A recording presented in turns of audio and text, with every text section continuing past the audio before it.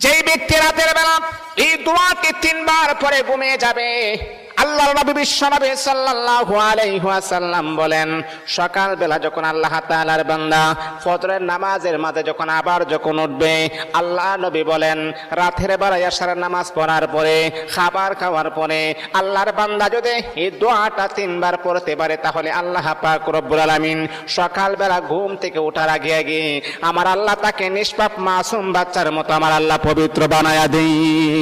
দোয়াটা সবাই আমরা জানি, আমরা সবাই কিন্তু দোয়াটা জানি, কিন্তু আমরা আমল করি না। দোয়াটা হলো আস্তাগফিরুল্লাহাল্লাযী লা ইলাহা ইল্লা হুয়াল হাইয়ুল কাইয়্যুম ওয়া আতুবু ইলাইহি লা হাওলা ওয়ালা কুওয়াতা ইল্লা বিল্লাহিল আলিয়্যিল আযীম।